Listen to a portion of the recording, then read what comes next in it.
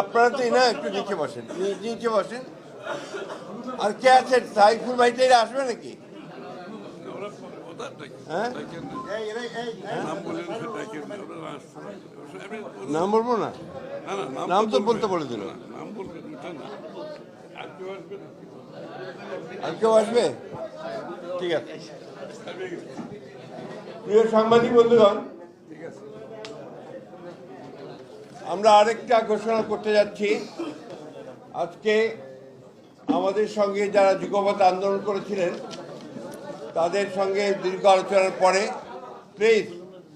দীর্ঘ আলোচনার পরে আমরা যে সিদ্ধান্তগুলোতে একমত হতে পেরেছি সেই আসনগুলো সম্পর্কে আমি আপনাদের জানাচ্ছি, এবং আমাদের যাদের জন্যে আমরা নেতৃবৃন্দের যাদের জন্য আমরা এই আসনগুলোতে সমঝোতা করেছি সেই আসনগুলো সম্পর্কে আমি আপনাদেরকে জানিয়ে দিচ্ছি।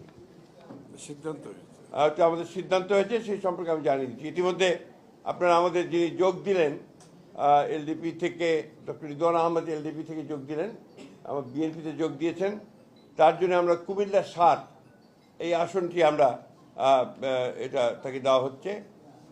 পিরোজপুর ১-এ মোস্তফা জামাল হায়দার, চেয়ারম্যান জাতীয় party. Narail ২ doctor Fariduzzaman Farhad, chairman NPP. Jessore ৫ মুফতি রশিদ বিন ওয়াক্কাস, ইসলামী ঐক্য জোট। ঝিনাইদহ ৪ মোহাম্মদ রাশেদ খান, গণ অধিকার। ববি হাজ্জাজ এনডিএম, তিনি বিএনপিতে যোগ দেবেন এবং সেটা ঢাকা ১৩। বিপ্লবী ওয়ার্কার্স পার্টির জনাব সাইফুল হক, ঢাকা ১২। মাহমুদুর রহমান মান্না, বগুড়া ২ নাগরিক ঐক্য। নুরুল হক নূর, গণ অধিকার, পটুয়াখালী ৩।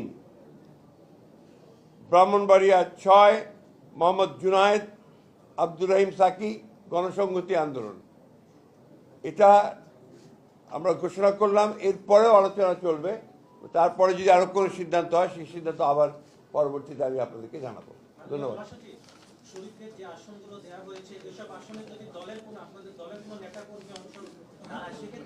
দলের বিরুদ্ধে আমাদের সাংগঠনিক ব্যবস্থা নেওয়া হবে।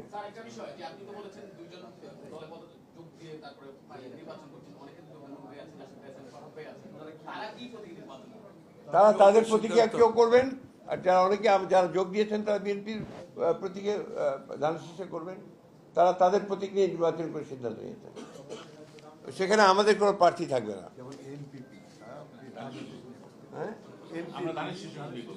আর এনপিপি করবে ধানের শীষ নিয়ে।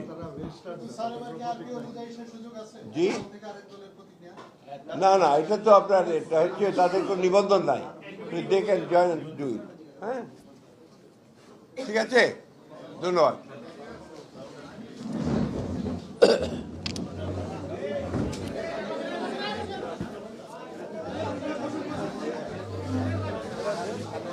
Congratulations.